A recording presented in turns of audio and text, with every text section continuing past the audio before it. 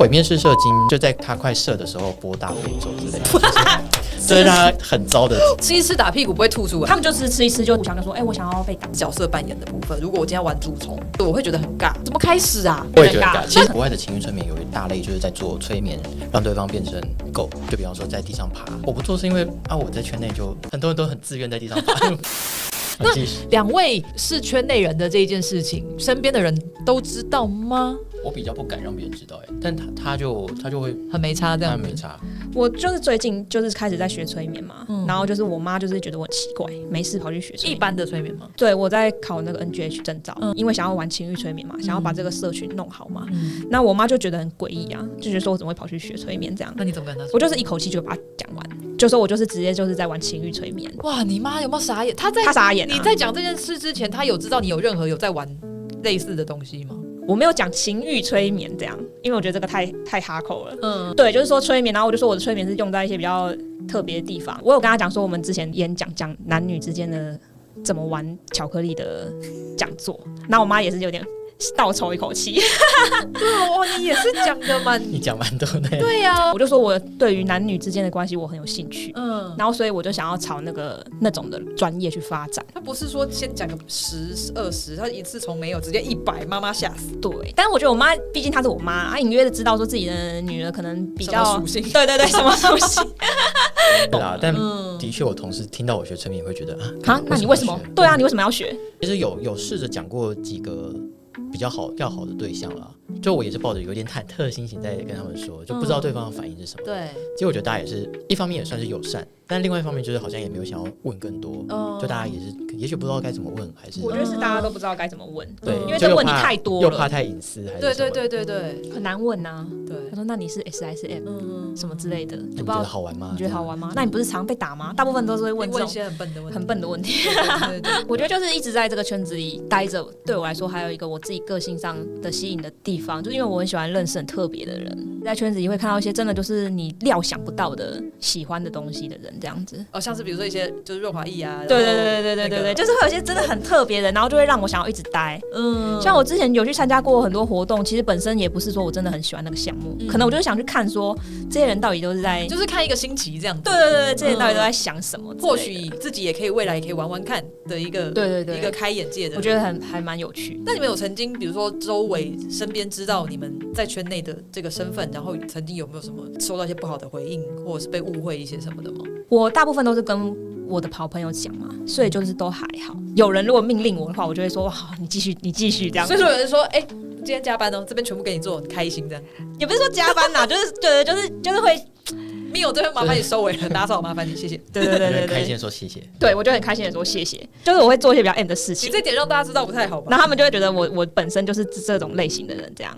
那如果说你要说误会的话，就是可能我某一任男朋友他就是纯香草，然后他是个性比较保守的那种人，我就曾经有想过说要带他去活动上看看这样，然后结果他就会讲说，那他如果去的话，他觉得他会报警，然后我就很惊讶。你在带他去之前，你没有先大概稍微先跟他介绍一下？有，我就跟他介绍，我就说会发生什么事，会发生什么事，然后我也不会真的在里面做啊，也不会什么什么之类的，就是我有给他一个科普啦，然后但是他就会说，我觉得不行，我不能去，因为我去的话我一定会报警。他就不想去，他就是不想去，但是他就会说他要报警这样子。他不想去，可是他对于你去参加，他没有意见。他其实有意见啊，但是因为那个就是他就是也控制不了我，所以就是他就是勉强让我去。然后那个时候我就是跟他讲说，如果你很担心的话，就是那你就一起来看。就是我只是想要怎么说去污名化，就是我就觉得说真的是一个普通的事情，你去里面就是顶多就是会发生什么这样子。因为像是我自己是觉得在活动上大家打来打去，可是大家私下在床上也可能会打来打去啊。对啊，他只是就是拿到一个比较公开的地方，把一些比较害羞的事情直接搬上台面啦，是有一点令人冲击，没错。可是我就觉得说，如果你仔细想想，那些事情其实也不是什么，我自己是觉得不是什么很令人惊奇的事。有可能是我是圈内人，他就会觉得乱啊，他就觉得我们很乱啊，就是把淫荡的一面，你怎么可以跟不是伴侣的露出来这样子，或者是让别人看到你的情欲的那一面这样子。对，但是我是第一次听到有人跟我说会报警的，对啊，这就是真的超严重。然后我就想说，那时候是有点受伤啊，因为我花很多时间在讲说他们很安全。对，你说如果有人要碰你，你说不要，他就不会碰你。对，但他就觉得他不能信任那个会场这样。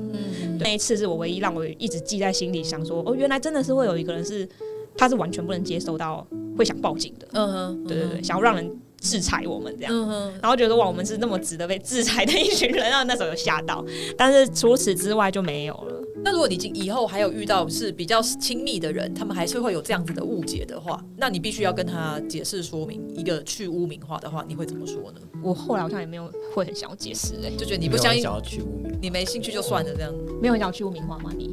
我好像也觉得，可是因为圈内有一群人很致力于去污名化哦，真的吗？如果他们是非常的努力在去污名化，有在做 DM 之类的，就是推动啦，就是在做像社会就比较社运的那种，对啊，推动性平啊，或者推动同性婚姻啊等等，就会有一群人是比较偏向这种，会致力在发扬这种性少数或者对这些东西的。所以你们觉得，就是如果有人不愿意用敞开的心来看待圈子这个玩法，那就随便没关系。我年纪到了我就烂。对，你尊重我，我尊重你，你不要来报警就好了。对，但是大部分遇到都很好啦，尤其是就是我同事他们就都会很想要对我的口味，想尽办法就是羞辱我。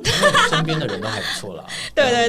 然后像我有一次喝咖啡，那咖啡豆好像有一点不新鲜，然后我就说，今天的咖啡有一个狗饲料的味道。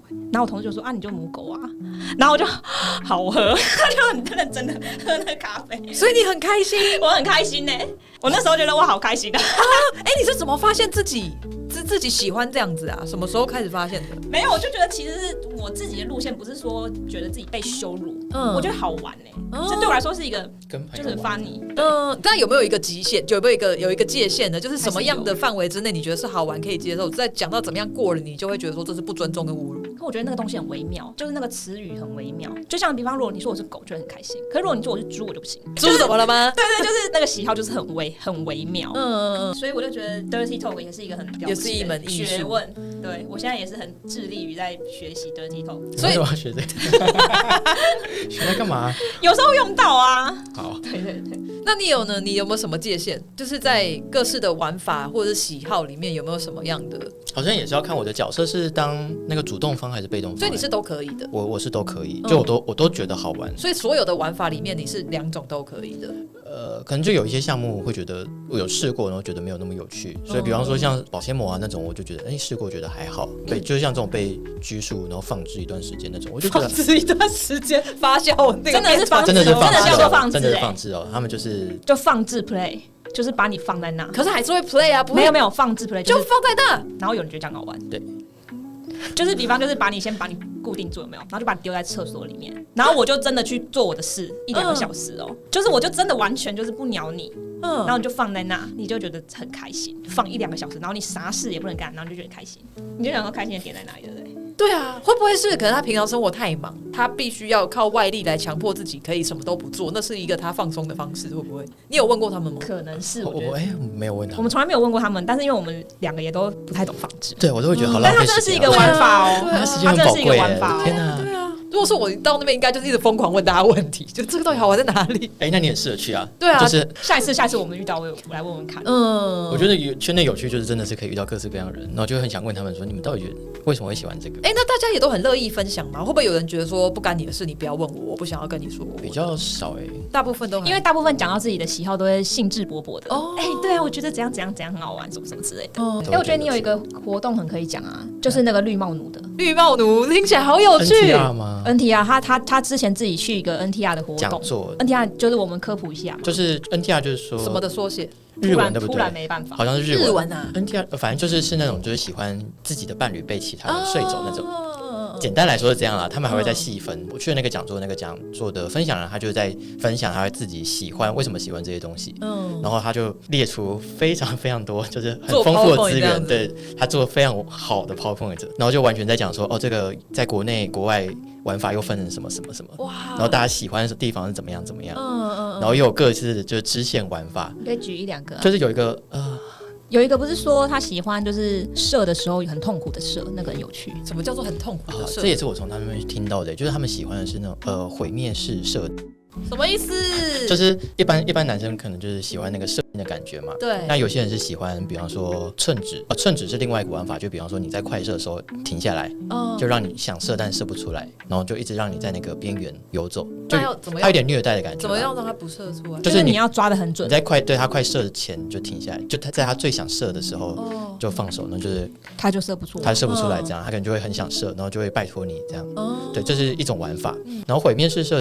我听起来好酷哦！我听他的说法是，就快要射的那个时候，给他一个很烂的射精方式，就是比方说，就在他快射的时候播大悲咒之类的，就是让他很糟的。我懂你意思，就是那个要很舒服的 moment， 对，就突然跳一个对，突然跳一个广告出来这样，然后你就是高潮，但是你还是已经射了，对，但你高潮很不爽，对，会觉得好烂哦。对，有些人会喜欢这个，就是玩法超坏的耶。不过这个玩法，我觉得一般的，我觉得男生应该或多或少，因为比方说男生如果喜欢体外射。然后有些男生就是他可能会做，然后想要休息一下，就先拿出来，然后就不小心就射那也是很烂的，就是对他们来说也是觉得很烂，因为就只是想要休息，对，可是可能就 hold 不住，有点像那一种，他们就觉得对浪费，很烦，对，然后但是又不能再接下去了，可是怎么会就结束？可是有人是在追求的，对啊，怎么会？对，所以就觉得很酷。他们说他们喜欢是因为他们有一种那种不配感，就我不配，就他不配一个很爽的射，哇，很特别的对。哇，这个好想要请心理医师来哦，很有趣，对啊，像他们在说，比方说绿帽的话，可能他们好像也是类似的感觉，就觉得说就是如果说他有个对象，但是对象会喜欢跟其他的异性做，但就是不跟我做，他也会有那种就是好像我不配的那种，也许是羞耻、羞辱感，但会兴奋。这个我有办法理解，因为有一些骗子也是这样子的。可是那个毁灭式的，我就有点难想象，就是在这样子得到的那个不配感，可是他就是心里很爽，可是肉体上的爽很片段。可是那个心里的爽，那个不配得感，不是一个好的感觉吧？对不对？但是如果你这样说，如果被叫母狗，被叫你很贱，那也正常的人也不会觉得很爽啊。但是我就觉得还行，看情况还行。真的人百百种好有趣哦，性癖百百种。我觉得在圈内有趣，这个就是这个有趣。你可以看到大家喜好真的很不一样。这就像我刚刚讲的，这是很棒的认识自己的方式。就是虽然你看到大家好像有各种你没有听过，甚至觉得很奇怪、无法理解的癖好，可是这些人他们是多么的了解自己。对，他知道自己最黑暗的，或是心里的痛，或是什么东西，他才有办法利用这个来成为一个玩法，甚至把它变成带来快感。对，我还有听到过有人是另外一个角度去看 NTR 的，就是他们会觉得说自己挑的女朋友，很多人都想跟他们做，都想跟自己女朋友做，代表他眼光很好，然后就是女朋友被很多人喜爱这样子，然后所以他就是会觉得说，是我借用我女友给你们用的，所以其实我是比你们还要高一阶，然后满足了他某种类似虚荣心之类的。对，他就觉得说我比你们高一阶，这是我借你们用，因为他是我的，对，借完你也是要还我，心理的角度出发点不一样，对，好有趣，但是我也觉得还蛮有趣的。在这种程度上面的自我摸索跟认识，两位有没有什么有相关联的？比如说是因为开始了什么玩法之后，更认识了自己，或者说是因为先怎么样的认识自己，才知道说我想要试试看什么样的方式。我自己喜欢的就是催眠啊，应该说我自己喜欢的东西就是比较偏向奇幻类型嘛。你上一次催眠的影片有讲过，你再讲一次好了。你为什么会从哪里开始喜欢奇幻的类型？就我前一阵子看到一个我很喜欢的 A 片，然后我就到处贴给别人，然后试着跟他们解释说为什么我喜欢。到处贴给别人的意思是，就是我同事群组我说不，我就贴，比方说贴给他，我说哇，这个 A 片现在挤进我喜欢的 A 片前10名内，然后但大家都不懂，是什么内容？很难看，我觉得很难看，他觉得很难看，是怎样？我快速简单的说，就是有一个女管家，她来到一个大庄园，日式的那种，对，她就到这种宅邸，然后她要第一天上工嘛，然后有男主人、女主人就是要欢迎她，然后介绍一下这个环境给她，然后就当天晚上她就住在这边，但后来发现那个男主人被刺杀。等一下，就是你给我看的那一部吗？是哪一部啊？这是成人片还是他被刺杀？这是剧情片然后女主人就在旁边，这不是剧情。然后女主人就在他旁边就是尖叫这样，然后管家就跑去找她，然后警察也来了，警察也是一个女生，到现在都还没有进行到脱衣服的部分。没有，就是不是，就是警察来到这边，然后他们就要查案，管家跟女警都想要查案，所以他们就在这个尸体旁边就到处找，就找线索这样。好，刚才讲的所有这些剧情，全部都是在女生一边被插入的时候一边演出来的。哦，谁被插？所有女生，管家、女主人跟警察。那他们要怎么一边？就是他们会一边被插，然后一边演说哇，我要找证据在哪里？对，没错。啊，他们会假装自己没有在被怎么样。那不是日本之前有一个类似什么主播系列的，也是对，一边讲电话一边。那你懂你有看吗？我有看，你有看，但是你懂吗？对我来说那是蛮好笑的。如果听众想看这些，笑出来的。如果听众想看这些要托比西奥，对，你只要搜托比西奥就。托比西奥是。对啊，是你有讲的那个系列，没有主播系列主播托比西。对，那你觉得那个好看吗？我觉得蛮好看吗？我会笑，你会笑着把它看完。我不会兴奋对。可是我跟你说，一样的事情，如果是我自己执行的话，发生在我身上的话，我会觉得是好玩的，是有情趣的，我会想玩的。你说如果你是主播，对啊，那你是要演，或者是你是要演没感觉呢？对啊，我觉得这还蛮好玩的啊。就如果我今天可能，比如说我在跟我妈讲电话，然后其实我后面我的伴侣正在这样子，我会觉得好像还蛮好玩的，或者说对方可能正在讲电话或是干嘛的，然后我要去弄他什么的。哇，你懂好开心哦。对，就是可是没有，可是我觉得这个跟刚刚他那个他这个跟他刚刚那个宅邸的不太一样。怎么会？因为他刚刚那个是整个大演戏。女优当然是要演戏，但在那个故事里面他是没有，我觉得真的不知道。我这个是知道，是故意要你这个是在盯，他是在开心在于盯的那个点。对，但是你那个就假装不知道，没有在盯的他们真的就是这样子在那边办案，然后办案就是自己下面会流水在地上，就可能真的很湿什么，就会滴到地上。他们还会说这边怎么有水，明明就自己漏出来的水，然后还问说这边怎么有水，这边怎么有水，然后他们就在研究那个水。什么剧啊？你是说很棒啊？如果有喜欢这些系列的朋友，也可以在下面留言。那这系列叫什么名字？我不知道这系列叫什么。所以你有就喜欢奇幻类型的？对，我喜欢就是有点荒谬的。然后你不会笑出来啊？我会笑，但也会开心，就也会兴奋，一边笑一边兴奋吗？就会觉得好棒哦，双重的好棒哦。你真的是。超怪，你这一点真的很水瓶座，你不要在那边觉得自己不水瓶座，你这一点超水瓶座。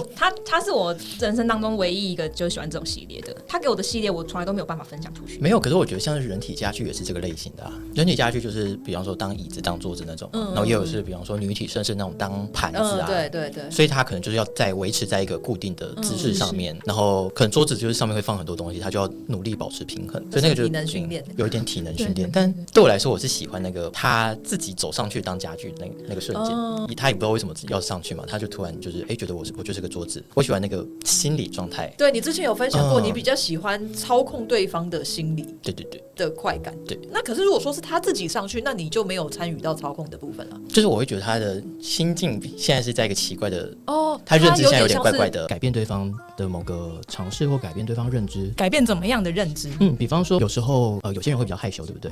就是你要对方讲一些dirty talk， 对方可能会讲不太出来。对。然后我玩过一次就是让对方每1个小时就要定期报告他的身体的状态，他会觉得说他这个报告是一个工作就他会用非常正式的口气跟我讲，然后他就会讲一些就是真的是很正式，但里面是一些很下流的话，就他就会说一些什么就是上一次没有报告，真的非常抱歉，就是我就是因工作太忙了，然后那我这一次补报告说就是两边的乳头现在都很敏感，然后被男生看到也很敏感，然后值得注意的是他会用一些很奇怪的词，就很像在写工作 email 的一个方式，就是请注意到就是我左边的乳头好像比右边的乳头更敏感一点点，我天哪之类的。对，就是他会做一些就是你很明确知道说平常的他是不会做到的，他现在是在一个我觉得我就是我的本分就是要做桌子。那你看美女与野兽是不是很兴奋？美女与野兽有多茶杯太太衣柜夫人烛台先生我想一下好像还好。今天他好像也有给我看一个类似的，就是有一个女生就是拿着灯泡假装自己台灯的，然后就是变成一个台灯在做这样子。你再去看一下美女台灯在做，我怎么没有？他头上有戴一个像台灯的那个帽子我的妈，就是一个灯罩，然后他手上再拿着一边拿一个灯泡。但这个你也可以，我好像没办法用啦，就是很想要跟大家讲，大家听我们讲那么多这种就是很偏门的东西，其实圈内还是大部分人其实都是跟大家想象的，跟巧克力圈想象的一样，就是一样是会玩那些主奴调教啊，跟一些帮跟一些那种就是格雷50道阴影的玩法，其实是差不多啦。大部分还是都是这个路线啦。我们讲的是都比较奇幻一点的。就可能说圈内主流的玩法还是那些，还是格雷，我们就叫他格雷。对，还是格雷啦。所以就是如果想要进圈看看，我都还是觉得很 OK。所以如果你身边有朋友香草想要好奇进圈看看，你会给他们什么建议吗？会不会建议说第一次可能要有比较熟的人带着一起去看比较好呢？还是说事前先做好什么样的功课跟准备呢？还是你就是可以白纸一张就去？我觉得可以掰自己当就去了，因为现在是真的蛮多新手活动啦，所以不会被吓到，万一有的人就报警了怎么办？跟你那个前男友一样。对啊，但是我会觉得，如果他真的去了，然后他真的发现他这个活动他要报警，那好像也是没有办法的事情。反正我的意思是说，如果你真的对圈内有兴趣，其实现在很多就是真的是新手活动，而且很多活动就是单纯就只能聊天而已，所以你去那边你也不用，就算是女生啊，你也不用担心说立刻就会有人来摸我啊或什么之类的，你就还是可以就是听听大家的想象。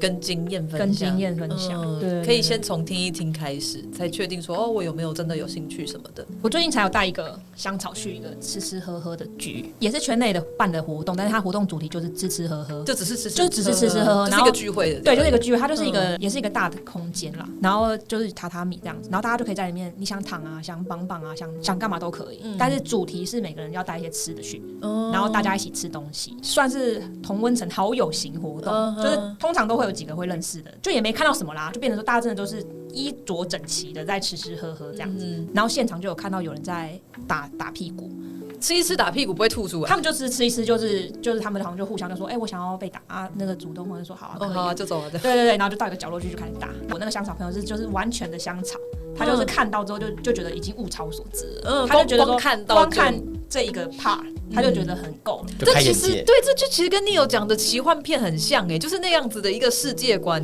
对，你有办法很自然的就对吃饭吃一吃跑去打屁股这样子，有一点点，是不是？对，而且就是像我自己一直到现在都还会有一件事情很惊讶，就是你圈子里的活动，你看大家就是很多就是可能你就觉得很像是邻家女孩，然后或者是说她很像就是楼下会对你很亲切的卖面的阿姨，就是我的意思说所有年龄层都有，就有叔的啊，有年纪很小的，然后或者是说看起来就很像是不像是在这个圈子，就像你随便去什么邮局柜台，对，帮你收银的小姐那，然后但是他们就也喜欢这个，然后你就会觉得就是哇，人真的是白白东西，他们都是隐藏在我们的周围的，就是你单看脸真的看不出来，他可能会很喜欢被打，然后被打到超大力，他的眼皮都不会抖一下。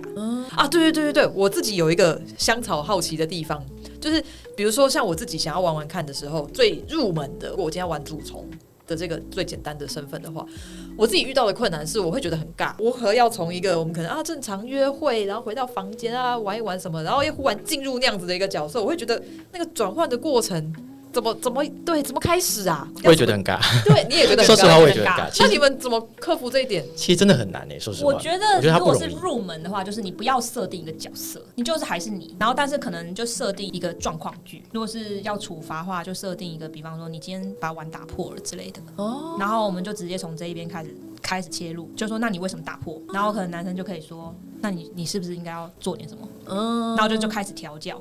就可以不用一开始可以不用说你一定是学生，你一定是老师。我觉得这好尴尬，因为那个太白，那个太难了啦。对啊，或者就是说你现在就要当女王，你现在就要当什么？我觉得。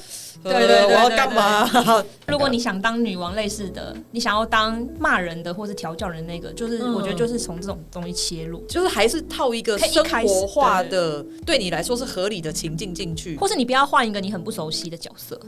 因为比方说像我们也没当过老师嘛，那我们怎么知道老师平常是怎样？所以就是你当起来就会怪尴尬的。如果叫我演店员，我觉得还蛮会演店员，因为我以前当过店员，所以那就会比较自然。我觉得就是还是从你平常会做的事情开始，然后再慢慢加，不要让自己尴尬，就会出戏，就没有办法享受，对不对？但是如果是说真的要这样子玩的话，就是也可以用催眠的。比如说进入一个角色，是不是？就用催眠的就可以催眠他，你现在是一个学生这样子。对啊，以后你们的催眠课会有开这样子方面的吗？对，我们没有我们也可以有，我们也可以有啊。其实应该蛮多人喜欢。对，这个就是好像很入门、很基础，可是又很重要所以我之前没有，是因为我比较少玩这类的。因为像国外的情绪催眠有一大类就是在做催眠，让对方变成狗，就比方说在地上爬。我不做是因为我在圈内就很多人都很自愿在地上爬，你根本不需要催眠。我后来就比较少玩，但其实蛮多这类型的玩法。不用那么哈扣到狗啦，可能一般大家情侣自己在家玩学生、老师什么的，这其实我觉得或许就是很大的帮助了。至少让我们不会尬。我觉得就是那个称谓不要讲出来，你不要说老师怎么样，就是我觉得就是避开那个会让人尴尬的词。如果你是想要演一个学生，然后比方说考试考得很差啦，或者不交作业啦，就直接就是从这个中间直接开始，你就直接说交给你一个作业，你为什么考这样？对，为什么你为什么考这样？对，然后你就说我就是没读书啊。然后他就说好啊，那你现在要怎么样？要不要改进？对啊，你就说我就没空读啊，你就没空读，那我现在就我现在就给你一个时间让你好好读之类的，然后就真的读起来。对，就是直接从重点切入，不要从什么进教室啊，就可以忽然开始。所以前面也是要先讲啊，对不对？就是我们现在。那你做错事哦，对。可是像我刚进圈的时候，我自己也不太会当就是主动方，然后就是跌跌撞撞一阵子了。但我后来觉得说，其实好像最重要就是你只要坚定的表达你想要干嘛就好，你只要说，我现在想要把你绑起来就好，就是你也不用讲说啊我是学生，我是老师，或者说我要惩罚你，或者对我就说啊我想看你被绑起来耶，或者说啊我想上你这边看看，这样就是你只要表达说你想干嘛，然后比较坚定一点就好，不要那种就是啊我可不可以烧你？可你也会有一点尴尬，我觉得。因为我们都不是专业的演员，所以圈内没有不是专业演员，可是可以很容易很轻松的进入角色。我后来觉得大家可能多少都会有一点点的那个一开始怎么进去的小撇步，就比方说有些人会让对方站着，然后1分钟，然后就一直看着对方，就是一个让大家比较进入那个情境。一直看着对方，就是比较进入那个情境，就站着然后你手放背后，眼睛看前面，就会把气氛变严肃。你是说被要求站着的那个是被动方？对。其实这样还蛮容易耶。他也没有说一定要说啊，你现在做错事，所以你站着，就不需要这些，就是稍微就是给一些说我现在要你干嘛，也不用太快嘛，你也不用很严厉说给我站着，这样就你就很正常的说话。那有没有需要一个开始前的暗号呢？因为如果可能两个人刚刚在外面吃完饭，然后刚回到家，然后就忽然说你现在站着，然后可能还没有反应过来的人会觉得干嘛要站着什么啦？不能就直接说我们来开始玩就好了嘛？对啊，就直接讲就好了。我开始玩了好啊，那你站着这样。就吃饭前或什么的，你预备今天晚上会玩某些事情的时候，可能还是要有个前情提要啦。你总不能说我本来预计我今天晚上要追剧吧，然后你突然就叫我站着，那我当然不会站啊。我想问你到底要我干嘛？还是要有前情提要，就是说。那今天晚上有空，我们要一起做一件事情，我就有心理预设嘛，那我就不会开 Netflix 嘛，我就会等你给我指令，或是等你发一个类似暗号的，比方说，两个人如果都洗好澡了，我大概也知道我差不多要发生什么事嘛，就是还是会有一个算默契嘛，你能感觉到彼此要开始做这件事情。如果你都没有讲，突然就叫人家站着，应该是不会有人要站着。对啊，就觉得说我也还没洗个手，上个厕所，我还没有准备，然后就开始吵架。对啊，你突然这样子，那没有人有办法接受。